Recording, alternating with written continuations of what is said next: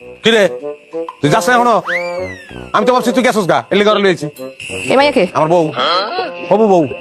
তুই গেলে ঘরে বিয়ে করবো, 1 সেকেন্ডের লেগে আমি বাড়ি খালি রাখতে পারবো না। দেখা তুই জলদি যা। আচ্ছা শোনো, এই হচ্ছে সেই জিনিস, ঝগড়া পিএইচডি, যে কারণে তার লগে আমি সংসার করতে পারতাছি না। 2টা দিন তুমি তার খুব ভালো করে খেয়াল করবা। সে যা যা করে ওইটা আমার লগে তুমি করবা না। যদি করো তাহলে তোমার উড়ি দিতে হবে। আমি বাড়িতে ওর বাইরে হইতে পারলাম না, তুমি আরেক মেয়ে লইছো। তো তুই কি মনে করছো তুই বাড়ি থেকে বাইরে আমি গলা ধরে দিব? আমি ওই মালই না। কামটা তুমি করতে পারলা? তুমি খালি ওর উপরে উপরে ঝগড়াটাই দেখছো। আমি যে ভিতরে তোমার এত ভালোবাসি না, তোমার চোখে পড়ে নাই। আমি আর ঝগড়া করুম না, তোমার যা মন চায় তুমি আমার লাগে কইরো, দরকার পড়লে তুমি আমাকে হাত তুলে, আমি কিছু করবো না। আমি কোনো কাছে যাবো না, আমি তোমার পায়ে ধরে। আচ্ছা ঠিক আছে, ও যাইবো না বাড়ি থেকে। বাড়িতে যাবো না মানে? যাইবো না মানে যাইবো না, 2 দিন বেড়াইবো।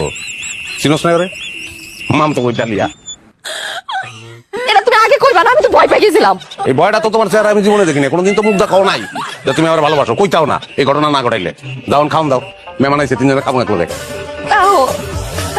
কেমন আছো?